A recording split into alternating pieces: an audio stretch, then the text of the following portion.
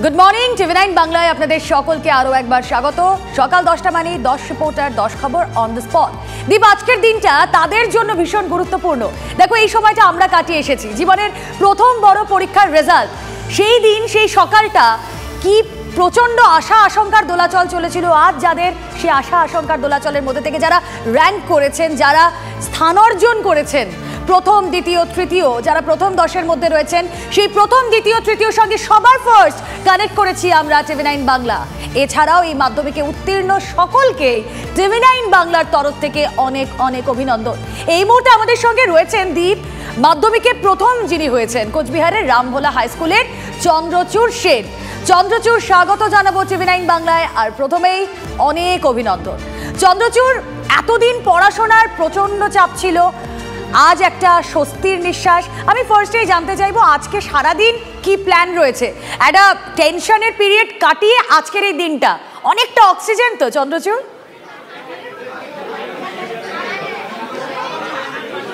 হ্যাঁ হ্যাঁ, একদম একদম। এতদিন একটা এনজাইটি ছিল রেজাল্ট কীরকম হবে, তবে আপাতত রেজাল্ট জানার পরে তো একটা আনন্দ আছে। এতদিন নিজে টিভির সামনে বসে বাকিদেরকে মেধা তালিকায় দেখতাম, আজকে মা বাবা আমাকে দেখছেন, তো সেটা অবশ্যই মা বাবার কাছে একটা গর্বের মুহূর্ত বটে। তবে আজকের সারাদিনের প্ল্যান হিসেবে আর কি আমি বেছে নিয়েছি বাড়ির লোকেদের সাথেই কাটাবো আর কি, মানে তাদের কাছে যেই অনুভূতিটা মিলবে বা মানে তাদের কাছে থেকে আমি মনে করবো সেটাই আমার কাছে আজকে দিনে অনন্য। চন্দ্রচূড়, তোমার থেকে আর একবার জানতে চাইবো, আমি তোমার বক্তব্য যখন শুনছিলাম তুমি বলছিলে যে কনসেপ্ট ক্লিয়ার করে পড়াশোনা করাটা খুব জরুরি সাফল্যের জন্য। তোমার সাফল্যের রসায়নটা তুমি কিভাবে পড়াশোনা করেছো, যারা এখন ক্লাস 9-এ পড়ছে বা যারা সামনে মাধ্যমিক দেবে তাদের জন্য যদি একটু ডিটেলে একটু বলো।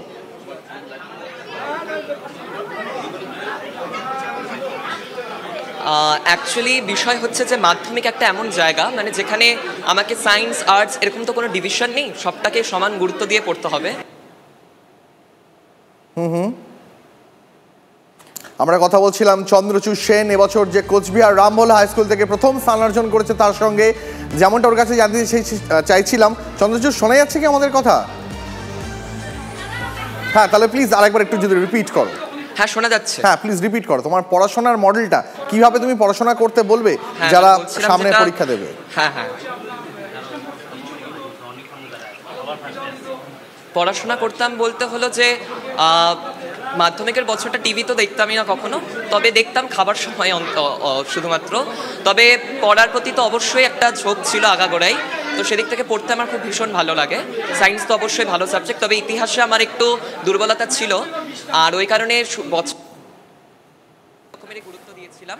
তো সেদিক থেকে দেখতে গেলে প্রত্যেকটা সাবজেক্টকে যদি সমান গুরুত্ব দিয়ে টেক্সটগুলোকে খুঁটিয়ে খুঁটিয়ে পড়ে, সঙ্গে সহায়িকা বইয়ের যেখানে যেখানে আর কি সাহায্য এবং সহযোগিতা প্রয়োজন, অবশ্যই শিক্ষক শিক্ষিকাদের কথা মান্যতা দিয়ে চললে আমি বলবো যে মাধ্যমিকে সাফল্য আসবে।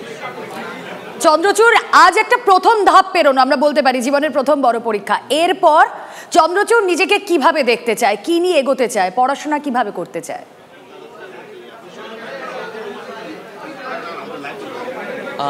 পিওর সায়েন্স নেওয়ার ইচ্ছা 11-12-এ, এবং তারপরে নিট ইউজির আর কি দিয়ে মেডিকেলে যাওয়ার ইচ্ছা আছে, তার জন্য আপাতত প্রস্তুতি চলছে। বেশ চন্দ্রচূড়, তুমি আমাদের সঙ্গে থাকো। মাধ্যমিকের প্রথম চন্দ্রচূড় আমাদের সঙ্গে রয়েছেন, তার রিয়াকশন আমরা শুনছিলাম। দীপ, আমি কোথাও গিয়ে কথা শুনতে শুনতে নস্টালজিক হয়ে পড়ছি। এই নস্টালজিয়া কি আরও বাড়বে আগামীতে? আমরা একটু কথা বলি। সাম্যপ্রিয় আমাদের সঙ্গে থাকবেন আমাদের সঙ্গে এই মুহূর্তে রয়েছেন নৈরিত পাল। নৈরিতের কাছেই যাই। নৈরিত, প্রথমেই কংগ্রাচুলেশনস। আজকের এই দিনটা সত্যি, আজকের এই সকালটা সত্যিই খুব সুন্দর এক সকাল, জীবনের প্রথম বড় পরীক্ষার, তার এত ভালো একটা রেজাল্ট। আগামী দিনে নৈরিত নিজেকে কিভাবে দেখতে চায়, কিভাবে তার পড়াশোনা এগিয়ে নিয়ে যেতে চায়? আগামী দিনে আমি ডাক্তার হতে চাই। ইতিমধ্যে আমাদের যে প্রস্তুতি সেটা আমাদের মিশনের মধ্যেই শুরু হয়েছে। আর ডাক্তার হওয়ার পর মানে মিশন পরিবেশে ছোট থেকে বড় হচ্ছে, তো স্বাভাবিকভাবেই লোকের একটা সেবা করার যে ইচ্ছা, সেটা ডাক্তার হওয়ার মধ্যে দিয়ে আমি আমার সেই ইচ্ছাটাকে পূরণ করতে চাই। অর্থাৎ মানুষের সেবার জন্য নিজেকে ডাক্তার হিসেবে ভবিষ্যতে দেখতে চায় নৈরিত। আচ্ছা নৈরিত, একটা বিষয় আমি খুব জানতে চাই। অনেকেই এই মাধ্যমিকের আগে দিন রাত এক করে পড়াশোনা করে, সকাল থেকে রাত অবধি তারা বইয়ের ভেতর মুখ গুজে পড়ে থাকে, অন্য কিছুতে মন দেওয়া, সিনেমা দেখা, টিভি দেখা, বই পড়া, এগুলো খুব একটা বেশি হয় না, সারাক্ষণ শুধু পড়াশোনা আর পড়াশোনা, কোথাও গিয়ে নৈরিত মনে হয় যে এটাই ভীষণ দরকার, নাকি প্যারালালি একটু সময় টিভি দেখা, সিনেমা দেখা, গল্পের বই পড়া? নৈরিত কি এগুলো করেছো? অবশ্যই। আমি যেমন আমাদের তো একটা আবাসিক বিদ্যালয় নরেন্দ্রপুর রামকৃষ্ণ মিশন, তো এখানে টিভি বা মোবাইলের কোনো অ্যাক্সেস তো নেই, কিন্তু মাঝে মধ্যে আমাদের সব বন্ধুরা মিলে প্রজেক্টরে আমাদের সিনেমা দেখানো হয়, তো সেই সব তো ছিলই। তাছাড়া আমি গল্পের বই পড়তাম এবং সুযোগ পেলেই বন্ধুদের সাথে কথা বলা, গল্প করা, সেই সমস্ত তো চলতে। আর একদমই না ব্যাপারটা যে বইয়ের মুখ গুঁজে পড়া, আমার মতে বলে যতটা পড়বো মন দিয়ে পড়বো তাহলেই হবে।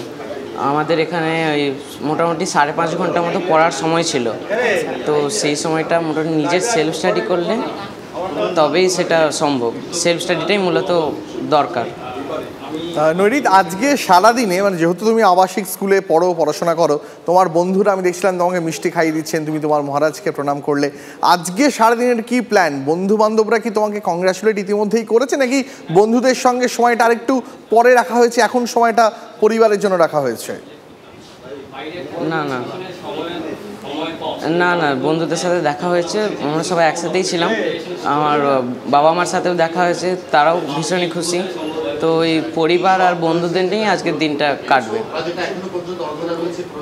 নৈরিত, আজকে অবশ্যই আবাসিক স্কুল কেন, পরিবারের মধ্যে, কারণ আবাসিক স্কুলটাও দেখো যাদের সঙ্গে নৈরিত থাকে তারাও একটা এক্সটেন্ডেড ফ্যামিলি হয়ে গিয়েছে, তারাও মিষ্টি খাওয়াচ্ছে, পরিবারের সকলেই শুভেচ্ছা জানাচ্ছে।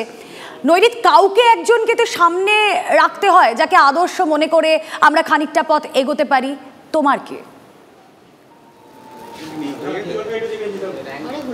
আমার জন্য তো আদর্শ, আমি যে আদর্শে ধরুন ক্লাস 5 থেকে এখানে আছি, ক্লাস 5 থেকে বড় হচ্ছি, ঠাকুরমা স্বামীজির আদর্শ, সেই আদর্শ নিয়ে এগিয়ে যেতে চাই। আর ঠাকুরের যেটা কথা, শিবজ্ঞানে জীব সেবা, সেই আদর্শ নিয়েই জীবনে এগিয়ে যেতে চাই। নৈরিত, তোমাকে আরেকটু অন্য, এগুলো তো সব পড়াশোনার কঠিন কঠিন প্রশ্ন গেল, শুভেচ্ছা জানানো হলো, একটু নৈরিতের ব্যক্তিগত জীবনে যদি একটু উঁকি ঝুঁকি দিই। নৈরিতের কি খেতে ভালো লাগে, নৈরিত খেলতে ভালোবাসে কিনা, নৈরিত কোন গল্পের বই পড়তে ভালোবাসে, এগুলো কিন্তু আজকে গোটা বাংলা জানতে চাইছে।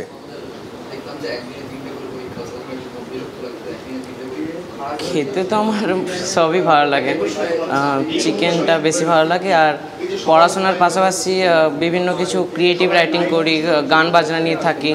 আর গল্পের বই পড়তে শরৎচন্দ্র আমার অন্যতম প্রিয় লেখক। গান বাজনা নিয়ে থাকি নৈরিত, তার মানে গান করাও হয়?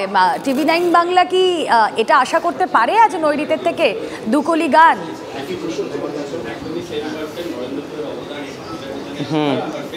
প্লিজ, আমরা সবাই শুনতে প্রস্তুত, আমরা একটুখানি, গোটা বাংলার দর্শক শুনতে প্রস্তুত। মায়া বন বিহারিণী হরিণী গগন স্বপন সঞ্চারিণী, কেন তারে ধরিবারে করিপন অকারণ, মায়া বন বিহারিণী। থাক থাক নিজ মনে দূরেতে, আমি শুধু বাঁশরীর সুরেতে। থাক থাক নিজ মনে দূরেতে, আমি শুধু বাঁশরীর সুরেতে।